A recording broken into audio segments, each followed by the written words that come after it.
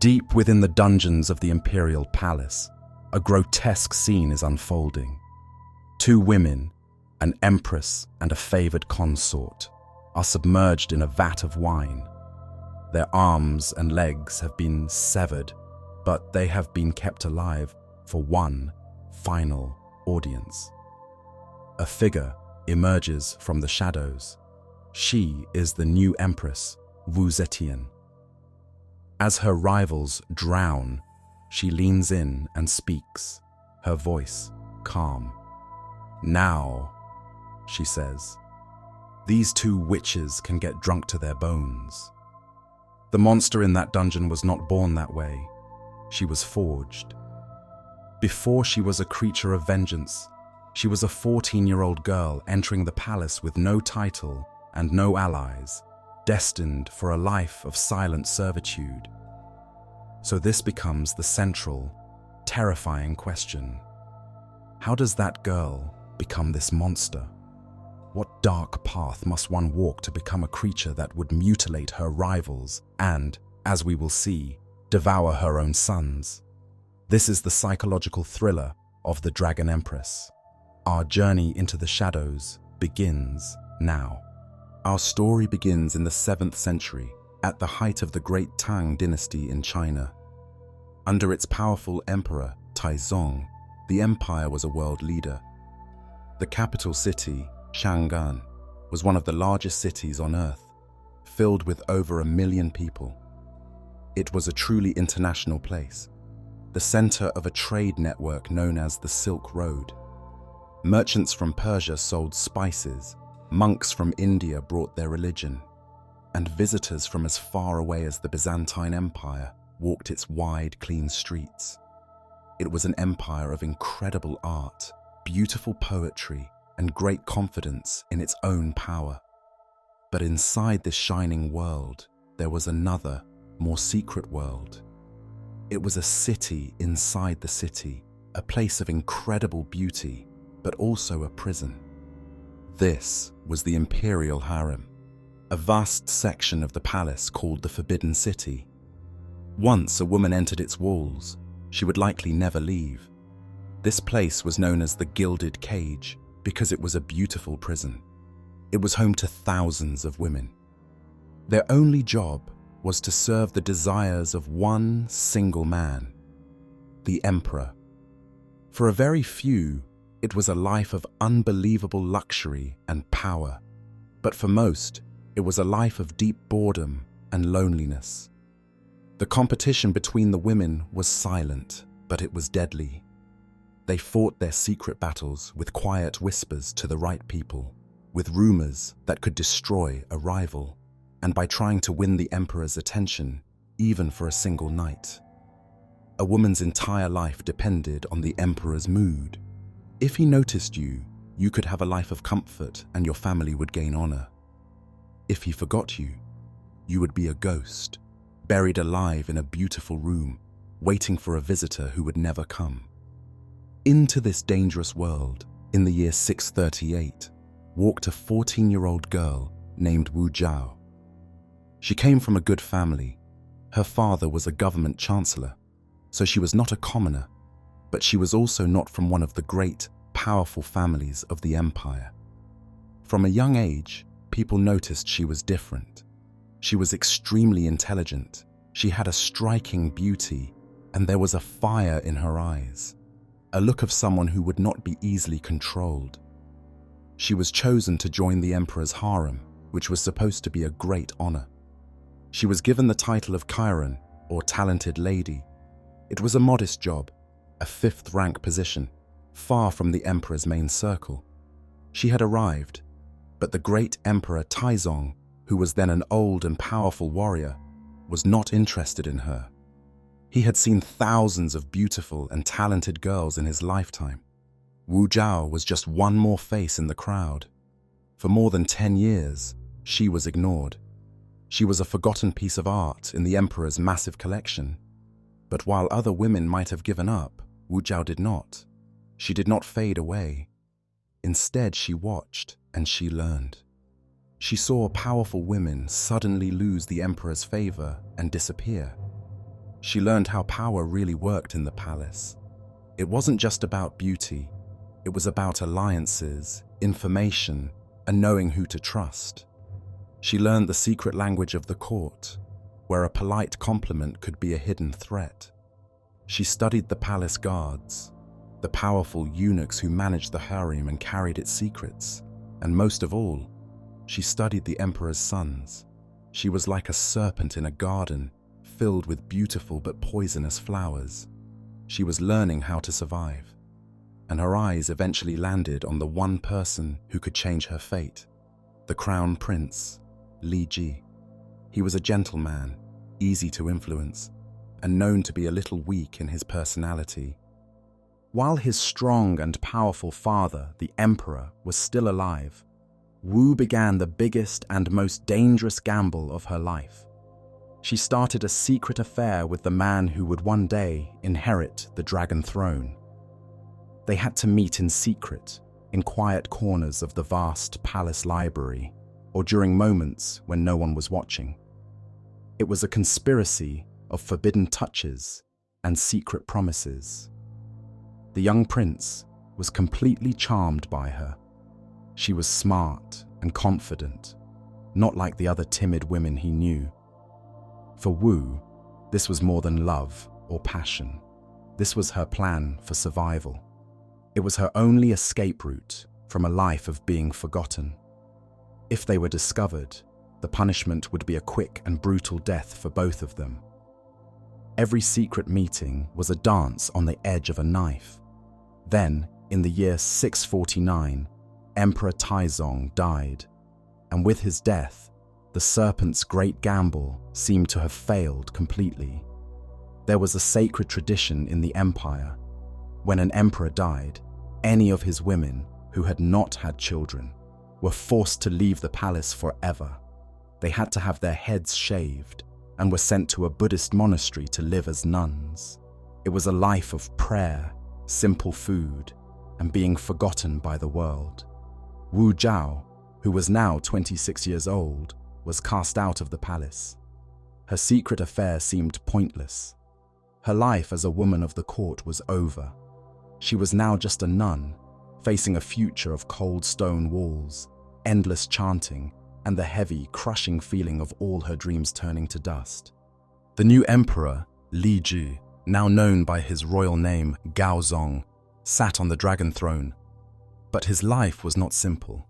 He was a man caught between two powerful women. The first was his wife, the noble Empress Wang. Their marriage was a political one, and she had not given him a son. The second was his favorite, consort Xiao, a beautiful woman who had captured his heart and given him a son. The two women hated each other, and their rivalry filled the palace with tension. The young emperor, who was not a strong personality, felt weak and tired from their constant fighting. In his frustration, his mind drifted back to the woman from his past, the intelligent, confident woman who was so different from the others. He thought of Wu Zhao, now living as a nun in a monastery. On the anniversary of his father's death, Emperor Gaozong found an excuse to visit the Ganye temple where she lived. When he saw her, his old feelings returned. He saw the same fire in her eyes, even with her head shaved and wearing the simple robes of a nun. They spoke, and he wept as he told her how much he missed her and how unhappy he was in the palace. He made a promise. He would find a way to bring her back. For Wu, this was the moment she had been waiting for. It was a single ray of light in her dark world. The serpent, who had been sleeping in a cold cage, began to stir. Back in the Forbidden City, Empress Wang was losing her war against consort Xiao. The emperor spent more and more time with the consort, and the empress was afraid she would be replaced. She was desperate. She needed a weapon, an ally, something to break the power of her rival. Then she learned a dangerous secret. The emperor was still in love with the nun, Wu Zhao. The empress made a decision. It would be the worst mistake of her life. She thought she was being clever. she would arrange for Wu Zhao to return to the palace. The emperor would be so happy and grateful to his empress for bringing back his lost love. And this new woman, Wu Zhao, would be a perfect distraction. She would take the emperor's attention away from consort Xiao. The empress believed that Wu Zhao, a former low-ranking concubine with no family power, would be easy to control. The empress would be the master, and Wu would be her loyal dog in the fight against their common enemy. So Empress Wang used her power to officially bring Wu Zhao out of the monastery and back into the gilded cage. She did not realize she was not bringing back a pet. She was opening the door for a predator. Wu Zhao returned to the palace, her hair now growing back, her simple robes replaced with the finest silks. She was smarter this time. She knew exactly how to play the game. She did not immediately challenge the empress. Instead, she acted like the empress's most humble and grateful servant. She was polite, she was respectful, and she thanked the empress every day for saving her from the monastery. Together, Wu and the empress focused all their energy on their shared enemy, consort Xiao. Wu used her influence with the emperor to say bad things about the consort, while the empress used her authority to make the consort's life difficult. Soon, consort Xiao lost all of the emperor's affection and was cast aside, defeated. The empress was thrilled. Her plan had worked perfectly. She now looked at Wu Zhao as her trusted friend and ally. She had no idea the serpent was now coiled right beside her, watching her and waiting for the perfect moment to strike. That moment came when Wu Zhao gave birth to a baby girl. The emperor was overjoyed. He spent hours with Wu, celebrating their new child. This baby gave Wu enormous status and power. She was no longer just a favored woman. She was the mother of the emperor's child. One afternoon, Empress Wang came to visit the nursery. As the highest-ranking woman in the palace, this was her duty. On the surface, the visit was polite. The empress, who had no children of her own, smiled and played with the beautiful baby girl for a few moments. Then, she said goodbye to Wu and left the room. Now, Wu Zhao was alone with her daughter. The emperor would be arriving any minute to see the baby. This was her chance. Her mind, now a cold machine of calculation, saw the path forward. She loved her daughter, but her daughter was also a tool, a beautiful, perfect, innocent key that could unlock the final door to absolute power. Her daughter's life was valuable, but her daughter's death could make her the most powerful woman in the empire. What happened next is an act of almost unimaginable coldness. Wu walked over to her sleeping child. There was no struggle, no noise, just a mother, a baby, and a terrible, silent decision. She pressed the blankets down firmly over the infant's face, holding them there until the tiny body went still. Then, she carefully arranged the covers as if the baby was still peacefully asleep. Minutes later, Emperor Gaozong entered the room, smiling, happy to see his wife and new child. Wu greeted him with a warm smile of her own. They talked and laughed for a moment. Then the emperor walked to the crib to look at his daughter. When he pulled back the covers, he found the baby was cold and no longer breathing. A terrible cry filled the palace. The emperor was consumed by grief and confusion, and in that moment of chaos, Wu Zhao's performance was perfect. She began to weep hysterically, screaming in horror and despair. She collapsed to the floor, acting like a mother whose world had just been destroyed. When the emperor asked what happened, her servants, who had been carefully coached, said that no one had entered the room, except for one person. Wu, through her tears, whispered the final, venomous words. The Empress. She was just here. She was holding the baby. The trap was sprung. The heartbroken and enraged emperor did not need any more proof. His mind was filled with the image of his childless, jealous wife standing over the crib. The serpent had delivered its fatal bite, and the Empress was now doomed. The Emperor's court was thrown into chaos. Empress Wang was the wife of the Son of Heaven from one of the great families of the empire. To accuse her of murdering a royal child was like causing an earthquake.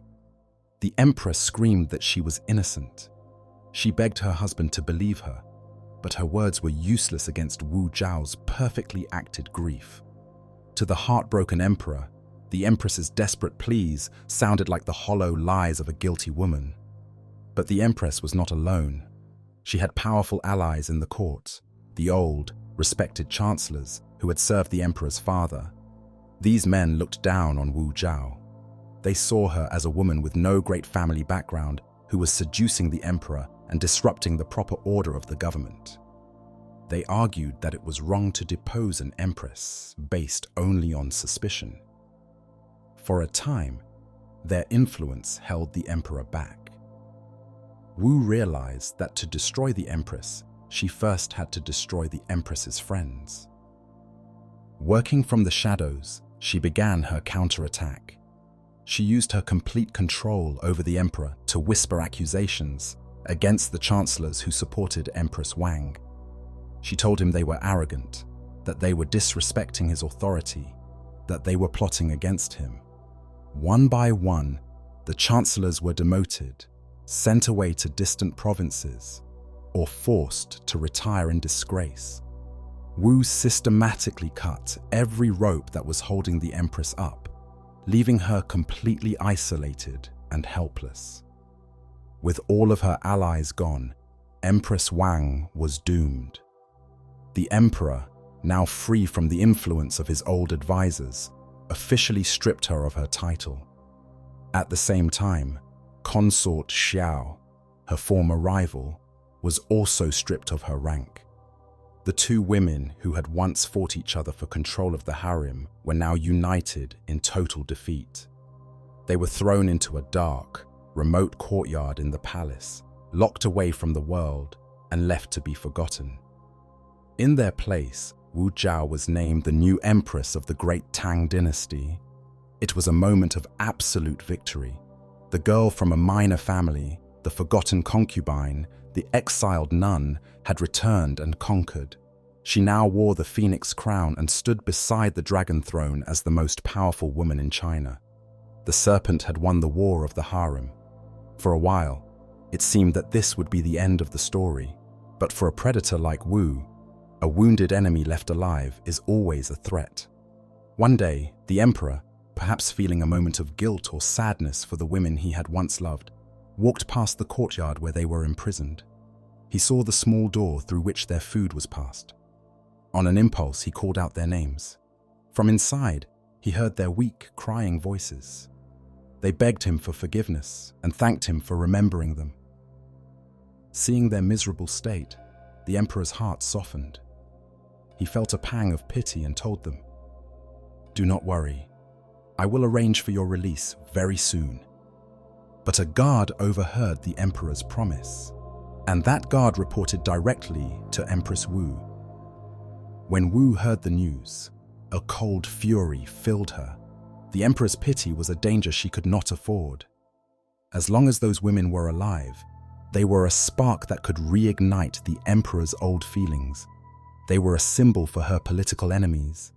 They were a loose thread that could unravel everything she had worked for. She decided in that moment that she had to extinguish that spark forever. And she would do it in a way that would send a message of pure terror to anyone who ever dreamed of challenging her again. She gave a direct order to her men. It was not a simple command for an execution. It was a recipe for an atrocity. Her guards stormed the courtyard prison. The two former royal ladies were dragged out into the dim light, screaming in terror. They were held down, and then the real horror began. With heavy blades, the guards chopped off their hands and their feet. The courtyard was filled with their agonizing cries, but they were not allowed the mercy of death. Still alive, bleeding and mutilated, they were picked up and thrown into two large waiting vats of wine. The alcohol would have been an unimaginable, searing pain on their open wounds. It was a slow, torturous death by shock, pain, and drowning.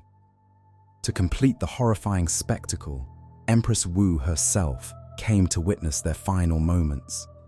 She looked down dispassionately at the two women who were once her equals, now just writhing, dying flesh in a vat of alcohol.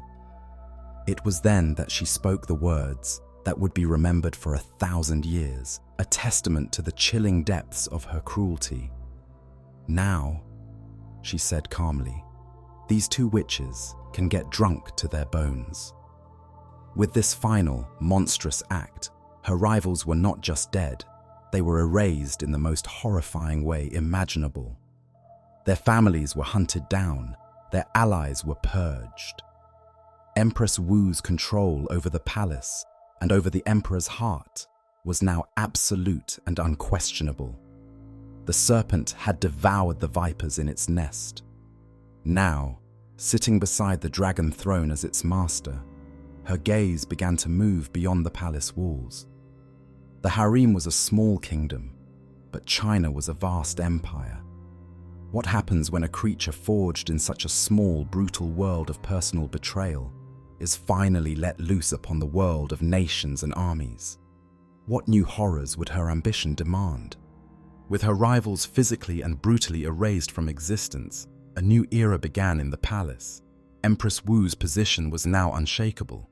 The other women in the harem were too terrified to even look her in the eye. The palace servants moved like ghosts whenever she was near, their heads bowed, afraid that a single wrong word could mean their death.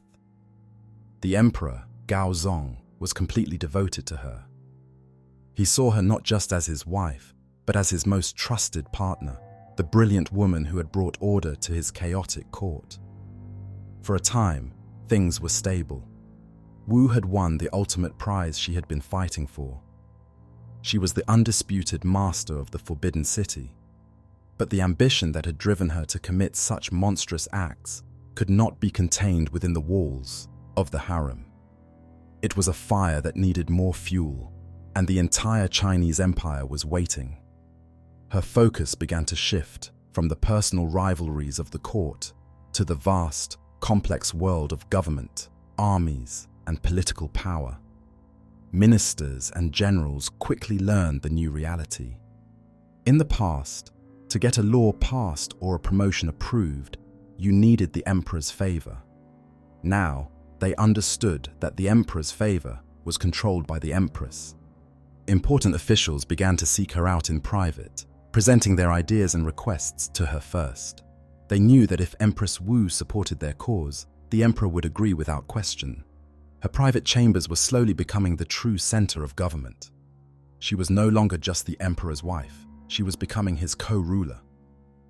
This shift in power became much more dramatic when the emperor's health began to fail. Emperor Gaozong, who had always been a man of gentle health and weak will, began to suffer from a series of illnesses. He had dizzy spells that were so severe he could not stand.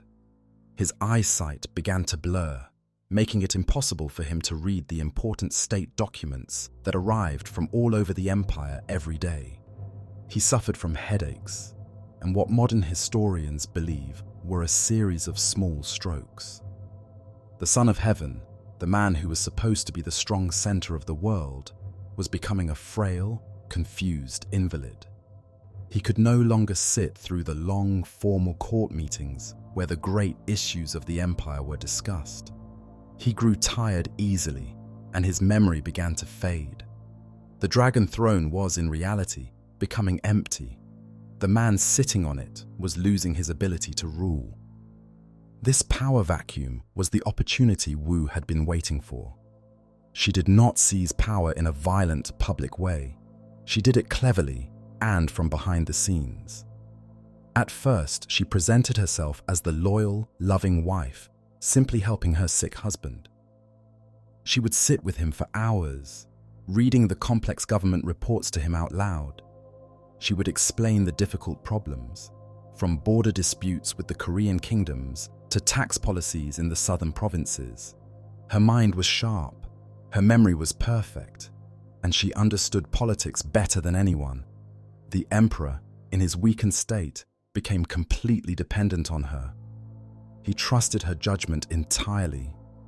Soon, helping turned into directing. She would not just read the reports, she would suggest the correct response. Then, she began to make the decisions herself, telling the emperor what he should do.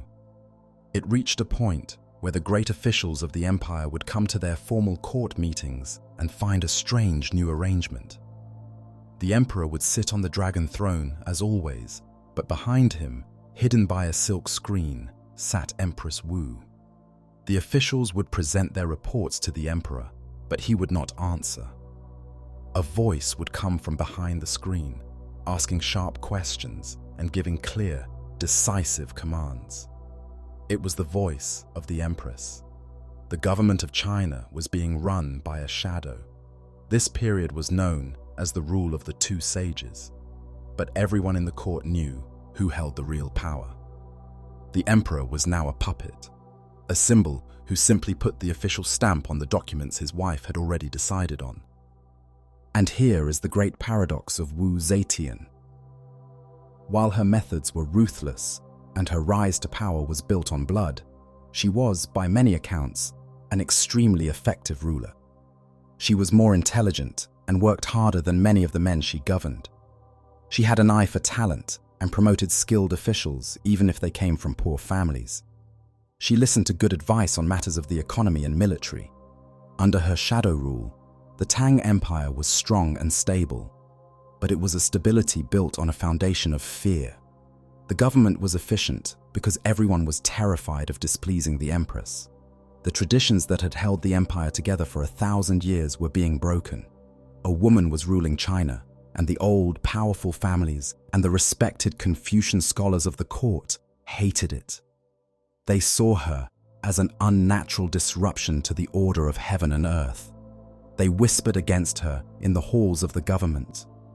They wrote poems complaining about a hen that crowed like a rooster at dawn. They believed this unnatural situation could not last. Wu knew what they were saying.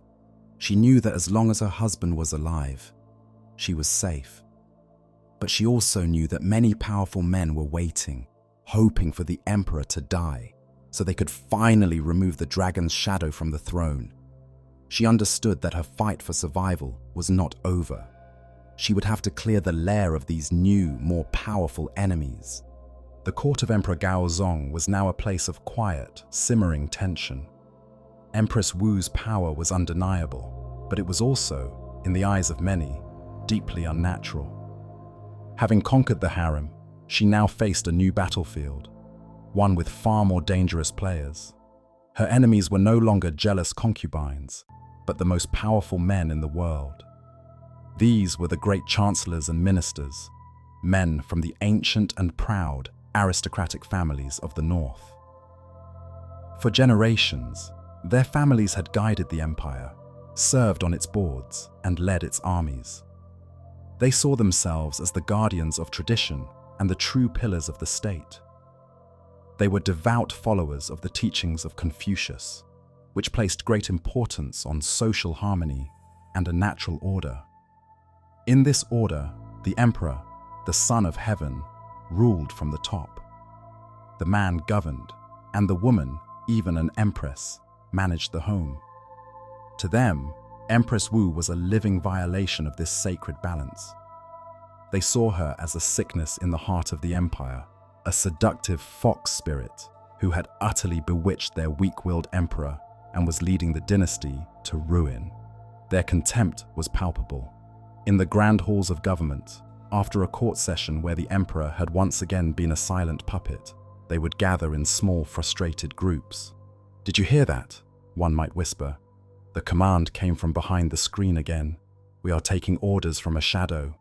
Another might add, "She is a hen crowing like the rooster at dawn.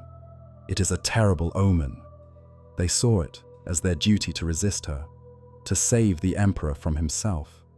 They would try to bypass her, seeking private audiences with Gaozong, hoping to find him on a day when his mind was clear, when they might finally convince him to send her away. They did not understand the nature of the creature they were dealing with. They thought they were trying to cure a sickness, when in fact, they were poking a sleeping dragon. Wu knew everything. Her network of loyal spies, grateful eunuchs, and ambitious new officials reported every secret meeting, every whispered complaint. She understood that these powerful men were not just political rivals. They were a fundamental threat to her survival. They would never accept her authority. She decided she would not wait for their plots to succeed. She would tear out their power by the roots, and she would start with the future of the empire itself, the line of succession. Her first major target was the official heir, Crown Prince Li Zhong. He was the emperor's eldest son, but his great weakness was his mother, a consort of humble birth. Wu Zetian, the official empress, now had her own son, a boy named Li Hong, who was of pure imperial blood from both sides. To Wu, it was an unacceptable insult that the son of a palace maid was destined to rule while her own son was second in line.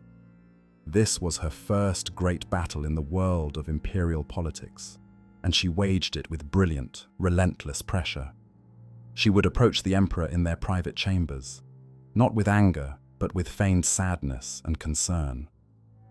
"My lord," she might say, "the chancellors whisper that our dynasty is weak. They say the heir is not of noble blood. It brings shame upon the dragon throne. How can the empire be secure?" She summoned her political allies, the new officials who owed her their careers, and had them raise the issue in court. They argued that for the sake of tradition and stability, the son of the official empress must be the heir. Emperor Gaozong was trapped. He loved his first son, but he was terrified of disappointing his powerful wife. He was a weak man, caught in a storm of political pressure that she had created. After months of this relentless campaign, he finally broke. In a formal court ceremony, Li Zhong was summoned. The young man was forced to kneel before his father and his stepmother as the imperial decree was read aloud. He was stripped of his title as crown prince. His future was erased in an instant. Wu's son, Li Hong, was proclaimed the new heir. Li Zhong was given a minor provincial title and sent away, exiled from the capital city forever. He was now a political ghost, living under constant guard, a resentful and tragic figure who could be used as a pawn in the games to come. Wu had won. She had secured the future for her bloodline. With the succession secured, she turned her attention to the ministers who had opposed her. Her greatest enemy was the chancellor, Shangguan Yi. He was a respected scholar, a man of principle, and the leader of the traditionalist faction. He watched in horror as Wu took more and more power, and he decided to make one final, desperate stand. He requested a private audience with the emperor, and there he risked everything. He spoke plainly, telling Gaozong that the empress's ambition was out of control, that the people were afraid, and that if he did not act, the dynasty would be in peril. He formally requested that the emperor draft an edict to depose Empress Wu. The emperor, perhaps feeling a moment of shame or finding a brief spark of his old authority, was moved. He knew the chancellor was right. His fear of his wife was matched only by his misery under her thumb. "You are right," the emperor said, his voice trembling. "This has gone on too long. Draft the edict. I will sign it." For a single moment, it seemed the dragon's reign of shadow was about to end. But a loyal eunuch had been listening from outside the chamber. He ran directly to the empress's quarters. When Wu heard what was happening, she did not panic. She did not scream. A cold, terrifying calm settled over her. She had been challenged directly. The time for whispers was over. The time for blood had begun. She strode into the emperor's chambers, the unsigned edict still in his trembling hands. She did not need to raise her voice. She simply looked at him, her eyes filled with cold disappointment and quiet menace. "What is this?" she asked. The emperor crumbled instantly. He stuttered, he made excuses, he blamed everything on Shangguan Yi. "It was his idea," he pleaded. "He is trying to trick me, to destroy our love." Wu knew she had him, but destroying the chancellor for giving advice was not enough. She needed to make an example of him, to terrify the entire court into permanent silence. She needed to accuse him of treason. And for that, she reached back into the past and pulled her tragic pawn, Li Zhong, back onto the board. She unleashed her masterpiece of political terror. She declared that she had uncovered a secret, horrifying plot.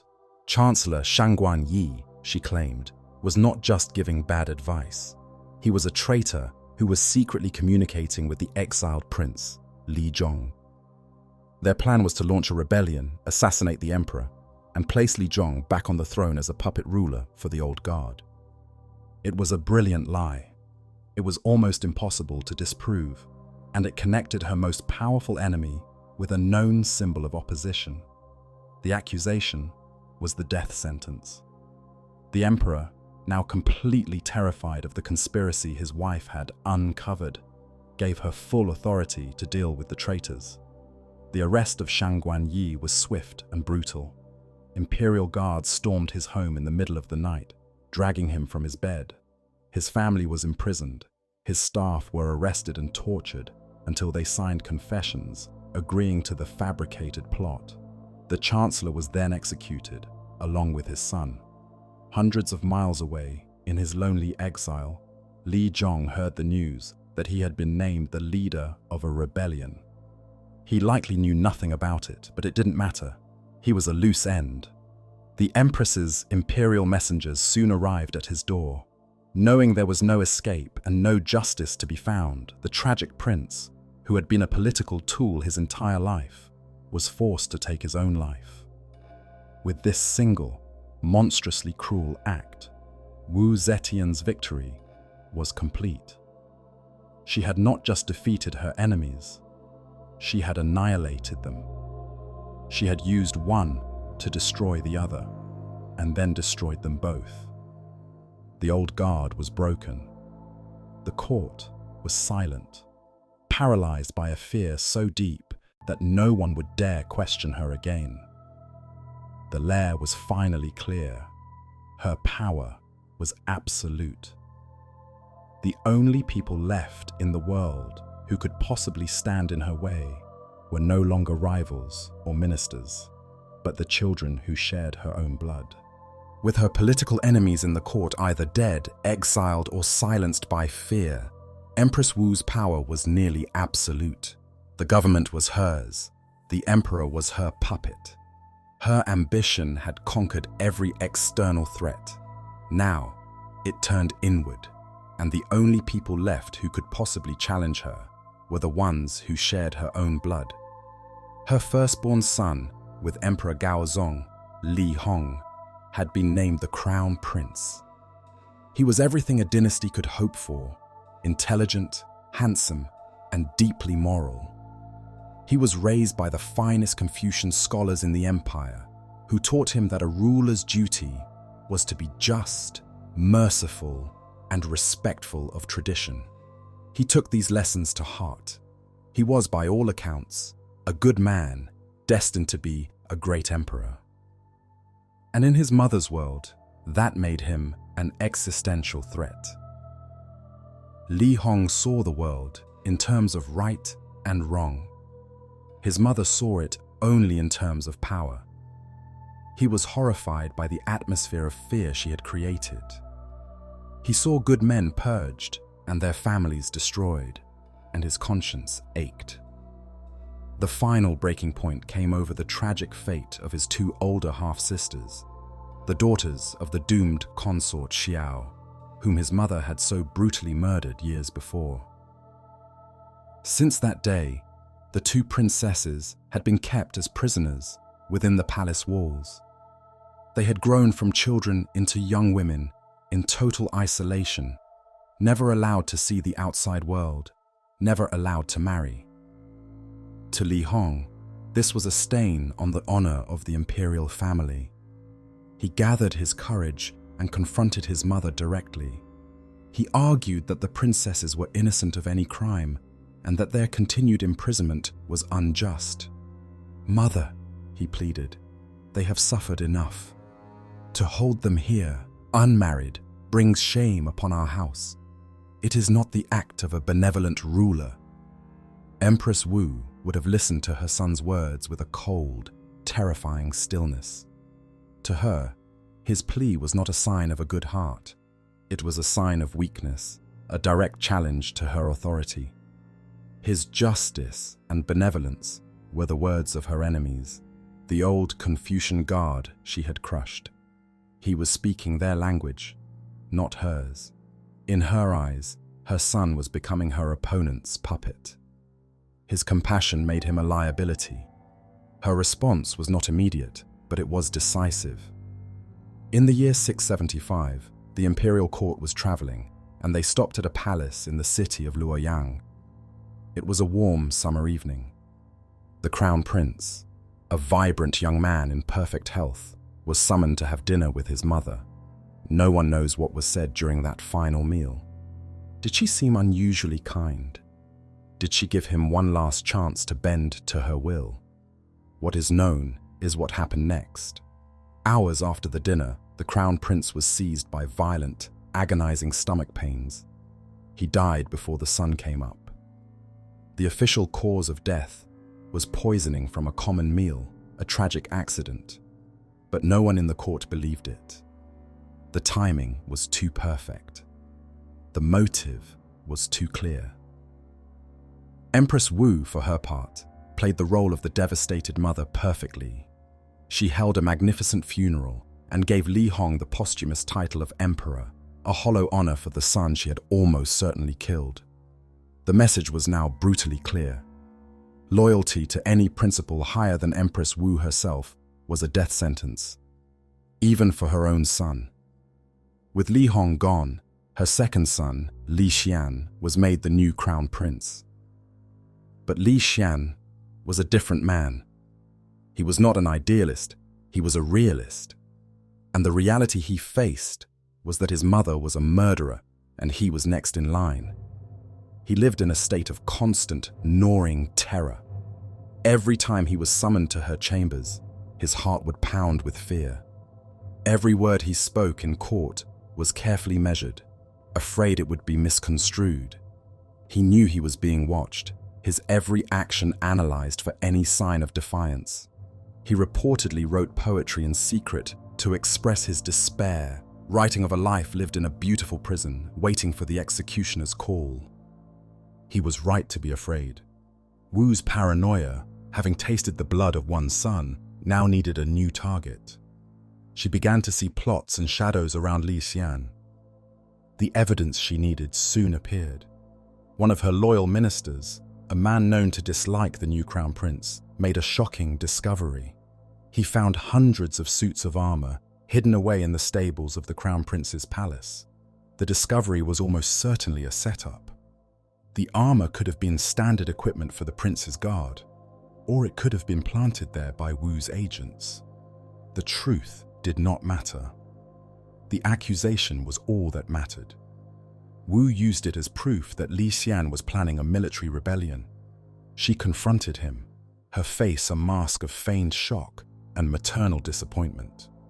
The young prince, who had lived in dread of this moment, completely fell apart. He stammered, he could not explain the armor, and his obvious terror made him look guilty as sin. His weak defense was all the confirmation Wu needed. He was immediately arrested, formally accused of treason, and stripped of his title. He and his young family were demoted to the rank of commoners and sent into a guarded exile thousands of miles from the capital. But even in exile, he was a threat. He was still the emperor's son. A few years later, Empress Wu sent a trusted general to visit the exiled prince. The general arrived with his soldiers and delivered a simple, unspoken message from the Empress. He surrounded the house, and Li Xian, seeing there was no escape, was forced to take his own life. The second son was now eliminated. In the year 683, the ailing Emperor Gaozong finally died. His long, pathetic reign as his wife's puppet was over. Wu Zetian, as the mother of the next in line, was now the official Empress Dowager and regent. Her power was legal and absolute.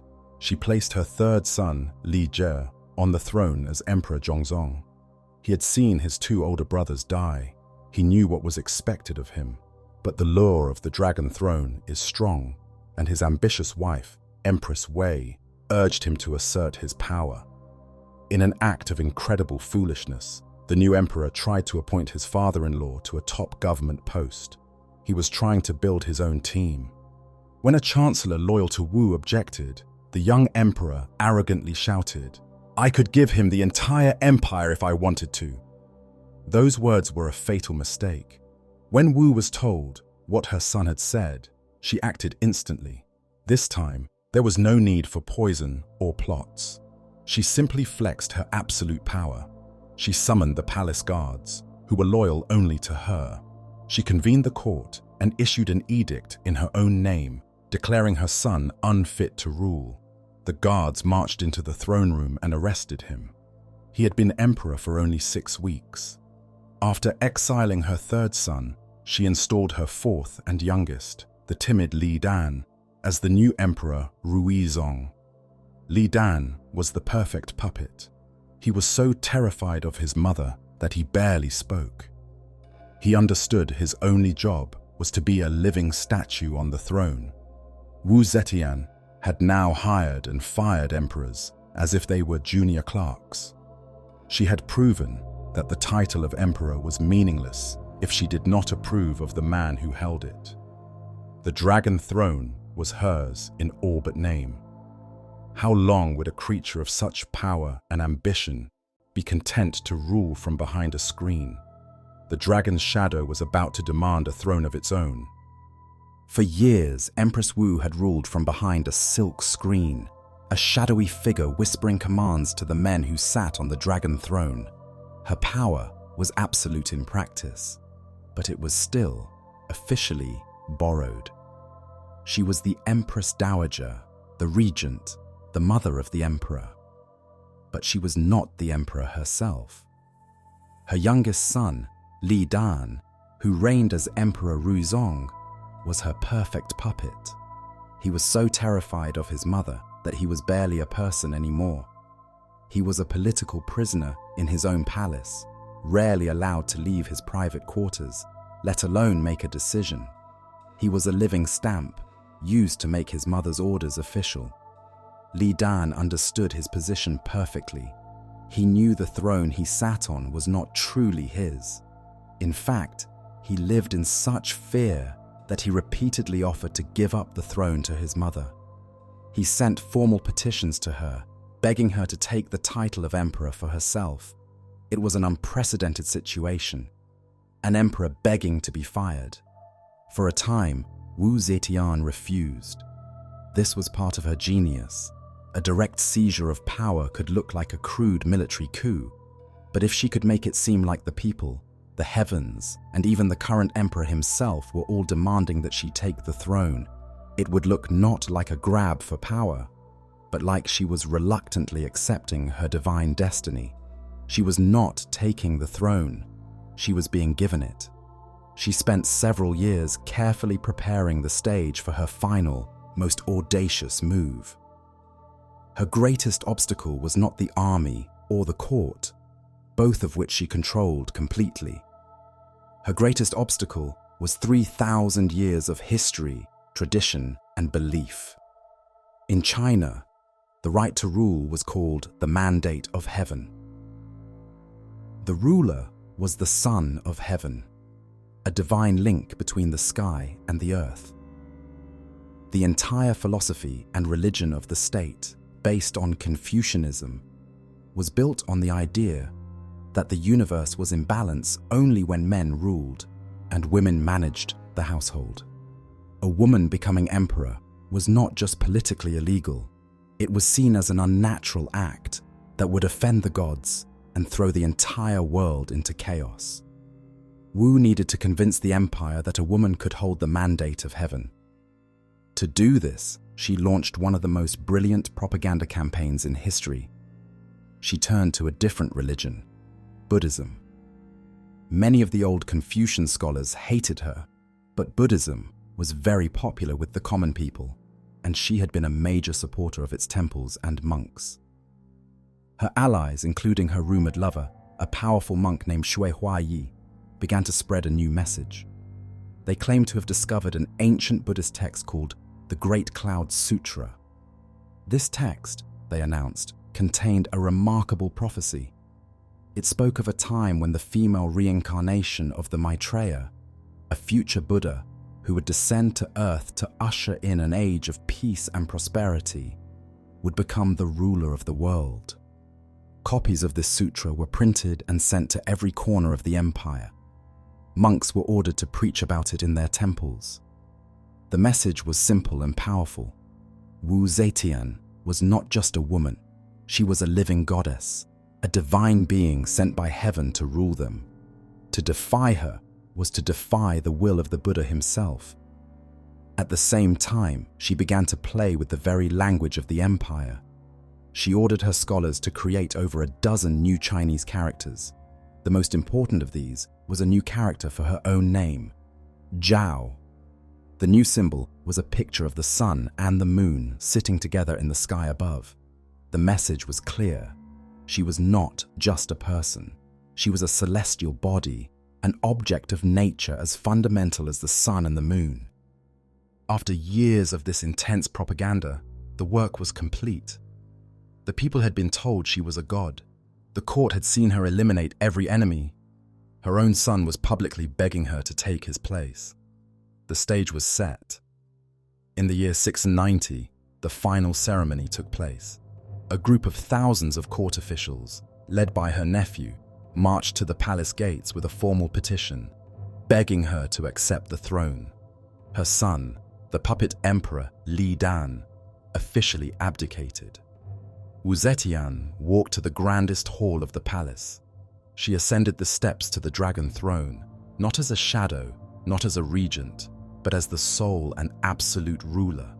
She accepted the title she had likely dreamed of her entire life, Huangdi, Emperor. It was a title that had always been male. She proclaimed that the Tang Dynasty, which had ruled for over 70 years, was over. She announced the beginning of a new dynasty, her dynasty, the Zhou. In that moment, she had done the impossible. The young girl who had entered the palace as a minor concubine, the forgotten nun, the ruthless wife, the shadow regent, had now become the source of all power. The serpent had finally shed its last skin. The dragon was now the undisputed god of the Chinese world. Wu Zetian, now Emperor Huangdi, sat upon the dragon throne. The world had been remade in her image. The name of the dynasty was changed from Tang to Zhou. The capital city itself was renamed Chengdu, the divine capital.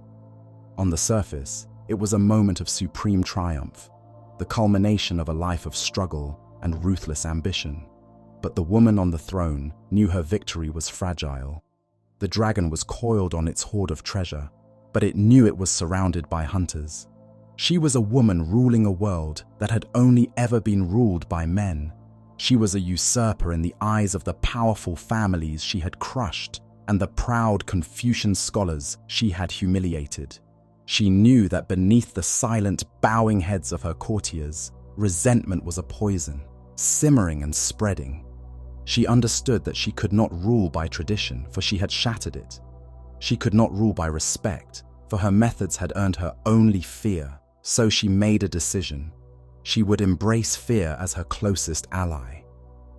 Her paranoia, once a sharp tool for her ascent, now became the central organizing principle of her entire government. To protect her unnatural position, she would build a system of terror so complete, that it would poison the very heart of the nation, a system designed to make even a rebellious thought too dangerous to entertain. Her first and most important weapon in this new war was her secret police. This was not the normal city guard or the formal Imperial investigators. This was a parallel organization, a shadowy group of men who operated outside the law and answered only to her. She did not recruit honorable men for this task. She sought out the cruelest, most ambitious, and most morally corrupt officials she could find. Men from low positions who were hungry for power and knew that their path to success was paved with the suffering of others. Their job was not to find criminals. Their job was to create them. The undisputed master of this dark art was a man named Lai Junchen. He was, perhaps, the most terrifying man in China. He came from a disgraced background and held a deep personal hatred for the educated scholar officials who had always looked down on him. He took a connoisseur's pleasure in their destruction. He was not just a torturer, he was a true artist of pain, a master of psychological warfare, who understood how to break a man's mind long before he had to break his body. He and his colleagues even wrote a book about their methods, a chilling masterpiece of state-sponsored terror called the Manual of Entrapment. This was not a mere collection of suggestions. It was a step-by-step textbook on how to frame, convict, and destroy any person the state wanted gone. It had chapters on how to forge handwriting, how to plant false evidence, and how to create a web of false accusations so thick that the victim would be entangled before they even knew they were under investigation. The manual explained how to begin an interrogation, not with violence, but with a friendly tone. "The Empress is merciful," an interrogator might say. "She knows you are a loyal man who has been led astray. Just tell us the names of the others who plotted with you, and you will be rewarded with a quick, painless death." If psychological tricks failed, the manual offered a menu of tortures, each designed to inflict maximum agony. They had creative, almost poetic names for their horrifying techniques. There was the rack, there was slow starvation, and there was the method of hanging a person by their wrists and ankles until their joints pulled apart. One of the most feared techniques involved placing a victim in a large urn and building a fire around it, slowly cooking them alive. The goal was never to learn the truth. The goal was to produce a document, a signed confession, often implicating dozens of other innocent people. The terror of this system was absolute. An arrest by Lai Junchen's secret police was not the beginning of a legal process, it was the beginning of a funeral. There was no hope of a trial or an appeal. Everyone knew that the Empress herself had unleashed these men. The fear was so intense that many high officials, upon receiving a summons to be questioned, would immediately go home, write a farewell letter to their family, and take their own lives. They knew that a clean death by their own hand was an act of mercy compared to what awaited them in Lai Junchen's prisons. To understand how this machine worked, consider a typical case. An elderly, respected minister in the government is known to be a traditionalist who quietly disapproves of the Empress's rule. An anonymous note is dropped in an urn, accusing him of complaining about a recent policy. That is all it takes. That night, the secret police arrive at his home. They don't knock. They break down the door. The minister and his family are dragged from their beds. He is taken to a dark, windowless room. Lai Junchen himself might oversee the interrogation. He would begin with a smile. "Your Empress knows you have served loyally for many years," he would say. "But bad men have spoken treason in your name. Just give us their names, and this will all be over." The old minister insists he is innocent. The smile vanishes from Lai Junchen's face. The torture begins. After days of agony, the old man is broken. He can no longer think clearly. He just wants the pain to stop. Lai Junchen's men present him with a document. It is a pre-written confession. It says that he was the leader of a vast conspiracy to overthrow the Empress, and it lists the names of 20 of his friends, colleagues, and students as his co-conspirators. "Sign this," they tell him, "and we will allow your family to live. Refuse, and they will join you here." The old man takes the brush in his trembling, broken hand and signs his name. He is executed the next day. And now, the secret police have a new list of 20 traitors to arrest. The machine feeds itself, but a secret police force was not enough. Wu Zetian wanted to turn the entire nation into her eyes and ears. She created her second great invention of terror, a set of four-sided, ornate bronze boxes placed in the heart of the capital. Each side had a slot for a different purpose. One was for recommending talented men for office. Another was for offering fair criticism of the government. A third was for reporting genuine injustices. And the fourth, the most sinister slot, was for anyone to secretly and anonymously accuse any other person of any crime, especially treason. This was Wu's true dark genius. She had weaponized the paranoia of an entire society. Now every citizen was a potential spy. A farmer could accuse the wealthy landowner who charged him too much rent. A jealous courtier could destroy a rival who was about to get a promotion. A bitter merchant could eliminate his competition. All it took was an unsigned note dropped into a bronze box. No one would ever know who wrote it. To encourage this, Wu announced that anyone who traveled to the capital to make an accusation would be treated as an honored guest of the state, given a horse and a salary for their troubles. A tide of informants flooded the capital, all eager to prove their loyalty by ruining someone else. The vibrant social life of the city froze. Ministers were afraid to speak to each other. Friends stopped visiting each other's homes. A careless word, an innocent joke, a single complaint about the weather could be twisted into a treasonous statement and reported. Wu Zetian had created a nation that policed itself, a reign of terror so pervasive that it was enforced not by an army, but by the quiet, fearful suspicion in every person's heart. The reign of terror had achieved its goal. The court was silent. The old families were broken. The government was staffed by men who owed their careers to Wu Zetian and were too terrified to defy her. But the Empress was intelligent enough to know that a throne built only on fear is a fragile thing. Fear can control a person's actions, but it cannot win their heart. A dynasty built only on terror will collapse the moment the terror fades. She knew she needed something more. She needed legitimacy. She needed the people to believe that her rule was not just powerful, but that it was right. If tradition would not give her that legitimacy, she would create a new one. If the Confucian scholars saw her as an unnatural monster, she would use a different religion to paint herself as a living god. This was the ultimate propaganda campaign, to replace the old beliefs that condemned her with a new reality where she was the prophesied savior of the world. Her chosen tool was Buddhism.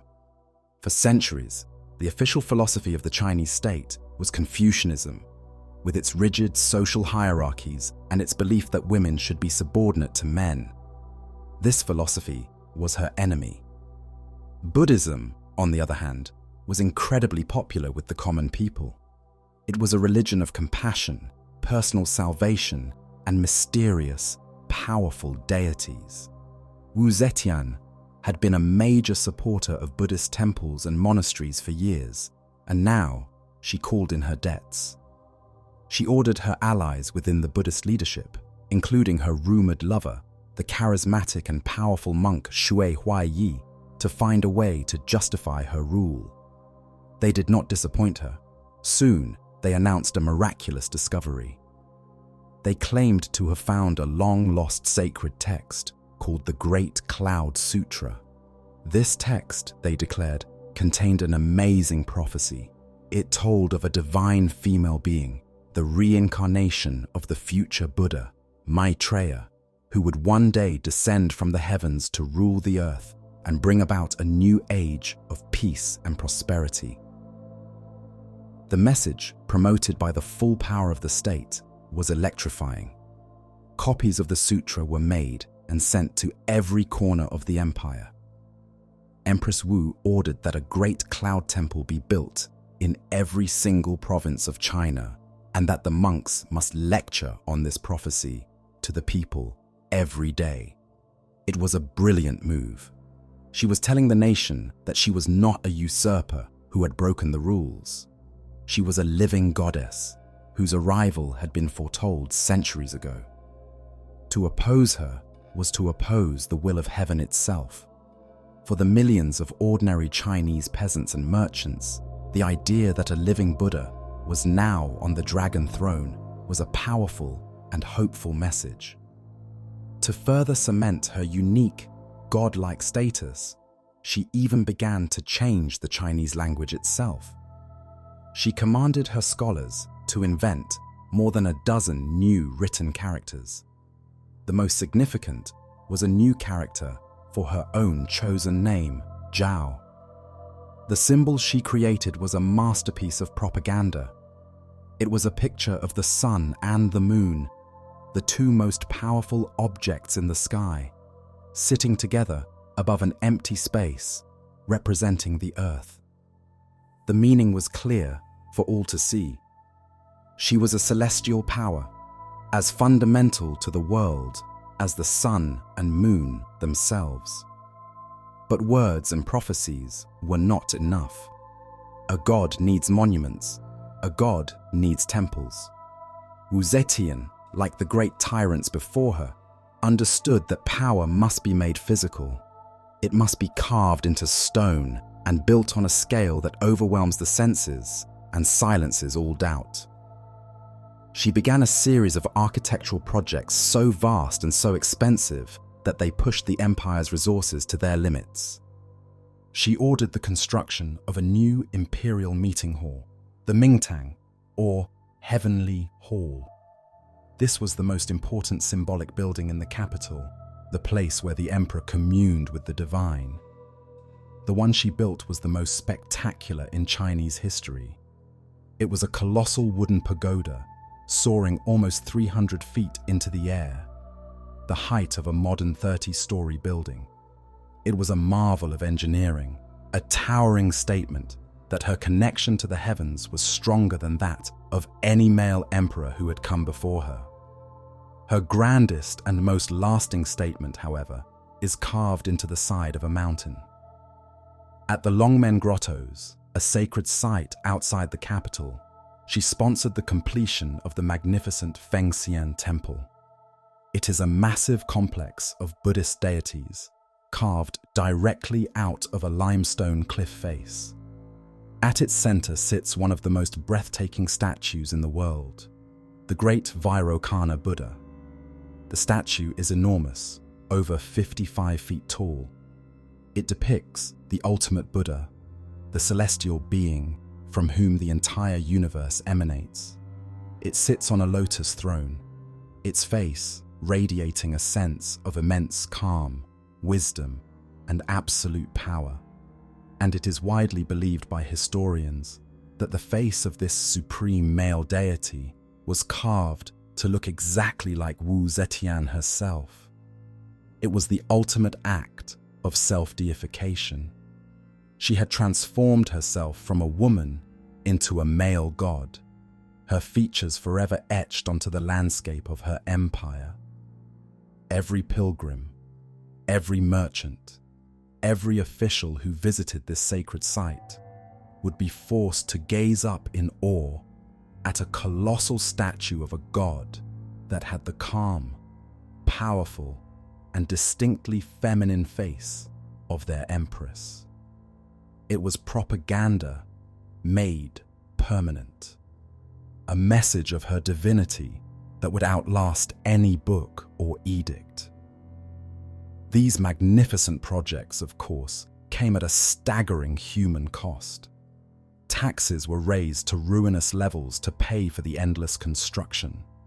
Hundreds of thousands of peasants and laborers were conscripted, forced to work long, hard hours to build these monuments to their Empress's ego. The state granaries were emptied to feed the armies of workers. While the people may have been told they were living under the rule of a benevolent living god, they were also being crushed by the weight of her ambition. The dragon now sat on the throne, not just as an emperor, but as a god. Her secret police had silenced all dissent with fear. Her propaganda had rewritten religion to prove her rule was divine. Her face was now the face of the Buddha, carved into a mountain for all eternity. She had crushed every enemy, silenced every critic, and remade the rules of heaven itself. She seemed absolute, unchallengeable, and immortal. But there is one enemy that no ruler, no matter how powerful, can ever defeat: time. What happens when the living god begins to grow old?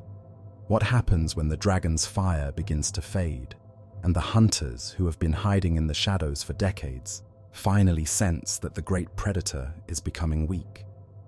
For 15 years, Wu Zetian reigned as emperor of her own Zhou dynasty. She had outlasted, outmaneuvered, and outlived every single one of her enemies.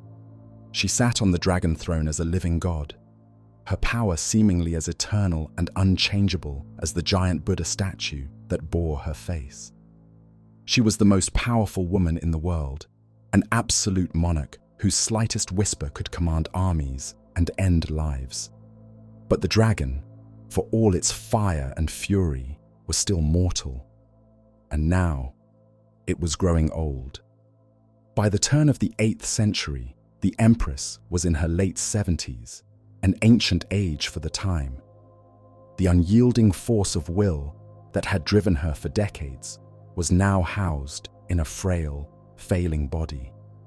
Her sharp mind was often clouded by sickness, and she was forced to spend long periods confined to her bedchambers, unable to attend the grand court audiences she once dominated.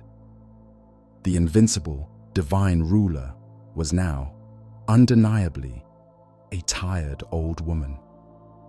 The terror she had inspired for so long began to be replaced by a new feeling in the court: anticipation. Her enemies were all dead, but so were most of her loyal allies. She was surrounded by a new generation of ministers who had only ever known her as a fearsome, distant monarch. They did not love her. They did not feel any personal loyalty to the woman who had purged their father's generation. They simply feared her. And now they watched her, waiting, like vultures circling a great, wounded beast. Her paranoia, which had once been a sharp tool for sniffing out plots, now became a wall, isolating her completely. She trusted no one. She pushed away her own family, her nephews of the Wu clan, and her surviving son, Li Jie, whom she had eventually recalled from exile. They were all potential usurpers. In her loneliness and her growing physical weakness, she found herself craving something she had never allowed herself before: simple, flattering, personal comfort. And it was this craving that would ultimately become her fatal weakness. Into this world of cold isolation and suspicion stepped two young men, the Zhang brothers, Yizhi and Changzong. They were everything the aging empress was not. They were young, beautiful, and charming. They were skilled musicians, talented poets, and masters of the courtly arts of flattery and entertainment. They were introduced to the Empress, and she was instantly captivated. Soon, they became her constant, inseparable companions. Ostensibly, they were her personal attendants. In reality, they were her lovers, her friends, and her gatekeepers to the world. As her health failed, she allowed fewer and fewer people into her private chambers. But the Zhang brothers were always there. They would play music for her, read her poetry, rub her tired shoulders, and tell her how beautiful and brilliant she still was. They were the only two people who could make the old woman feel young and powerful again. They were the only two people she seemed to trust. For her entire life, Wu Zetian had been a master of using people as tools. But now, in the twilight of her reign, the roles were reversed. She, in her loneliness, was being used. The Zhang brothers were not politically skilled or particularly intelligent when it came to matters of state, but they were deeply ambitious. They understood that their unique access to the most powerful person in the world was a source of unbelievable power.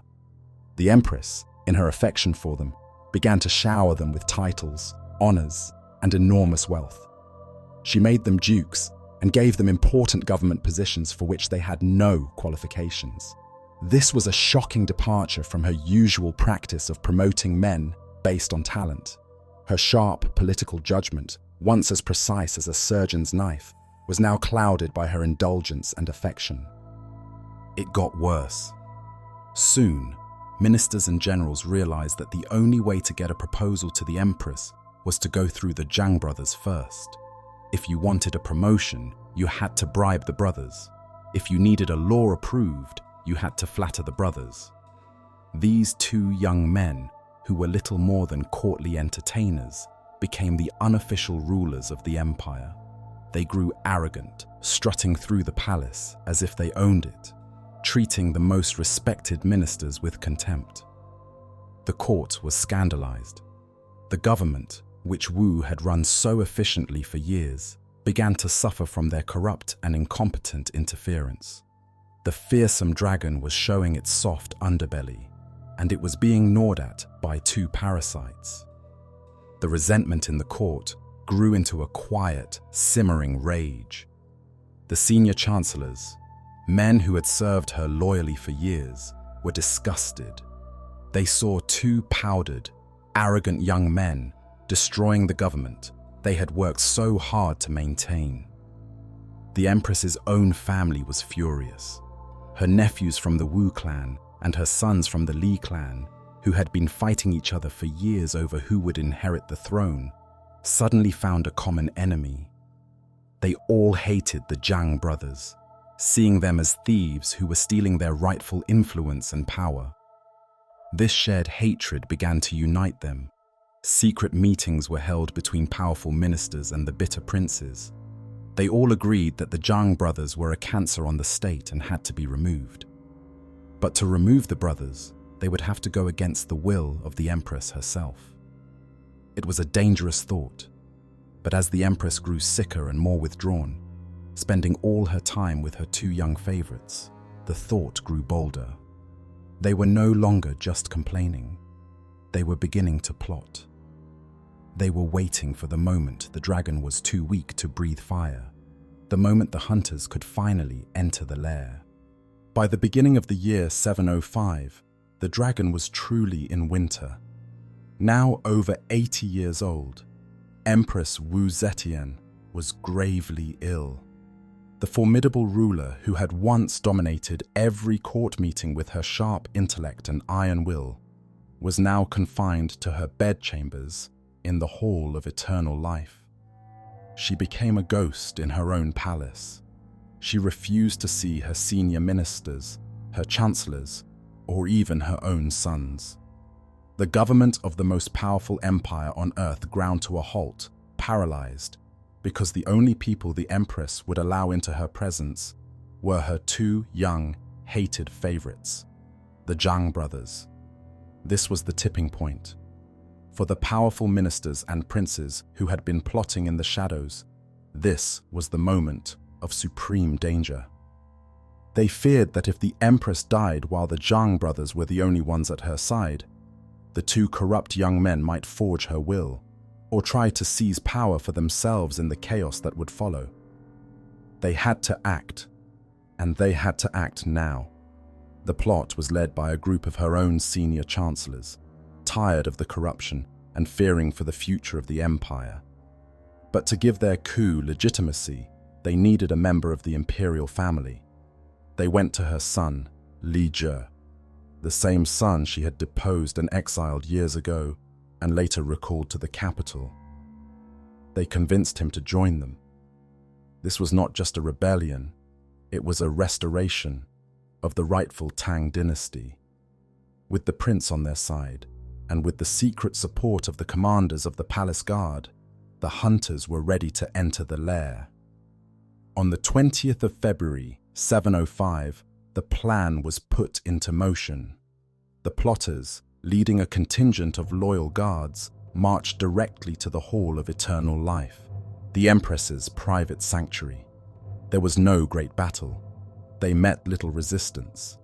The guards stationed there, also disgusted with the Zhang brothers, simply stood aside and let them pass. Their first objective was to cut the head off the snake. They found Zhang Yiji and Zhang Changzong in a palace corridor. The two brothers, who had been arrogant and untouchable just hours before, were now cornered. There was no time for pleas or bargains. The soldiers drew their swords, and the Empress's two beloved favorites were cut down on the spot. With blood on their blades, the plotters then proceeded to the Empress's bedchamber. They stormed into the room, a group of grim-faced chancellors and armed guards, led by her own son. They surrounded the bed of the most feared person in the world. The old woman, frail and sick, is said to have been startled awake by the noise. Seeing the armed men, she asked, "Is there a rebellion?" The lead chancellor stepped forward, bowed respectfully, and gave a masterfully dishonest answer. "There is no rebellion, Your Majesty," he said. "We have only executed the traitors, Zhang Yiji and Zhang Changzong. They were plotting against you, and we could not allow it. They framed their coup as an act of loyalty, a heroic rescue of the Empress from her corrupt favorites." Then, after that brief, polite lie, came the cold, hard reality. The Chancellor continued, explaining that for the good of the Empire, to calm the heavens, and to secure the future, they were humbly asking her to pass the throne to the Crown Prince. Wu Zetian looked at the faces around her bed. Her protectors were dead. Her son was standing with her enemies. The guards were no longer hers. She was 81 years old, sick, and utterly alone. The great predator was finally checkmated. There were no more moves to make. She agreed. A few days later, a final edict was issued in her name. She officially abdicated the dragon throne in favor of her son, Li Jie, who once again became Emperor Zhongzong. Her Zhou dynasty was abolished, and the great Tang dynasty was restored. Her reign, one of the most remarkable and terrifying in history, did not end with a great battle or a blaze of glory. It ended in the quiet of her bedroom, with a forced and humiliating surrender. The dragon's fire was finally out. She was given the respectful but powerless title of Empress Regent and was moved to a different palace, effectively a prisoner of the new government. The age of the Dragon Empress was over. In the winter of 705, the fiery life of the Dragon Empress ended with a quiet, final breath. She was a brutal tyrant who washed the court in blood, and yet she was one of the most effective rulers of her age. She broke the power of the corrupt aristocracy, and for millions, her reign was a period of stability and strength. But she left behind one final mystery. In her will, she asked to be buried not as the emperor she was, but as the humble empress consort to her husband. Was this a final confession that her rule was illegitimate? Or was it the ultimate act of a cunning serpent, ensuring history could never solve her riddle? Thank you for joining us on this journey. If you believe these stories are important to tell, please consider liking this video and subscribing to our channel for more dark histories. Now we ask you, what do you believe Wu Zetian's blank tombstone really means? Let us know your thoughts in the comments below. It is always a privilege to explore these stories with you.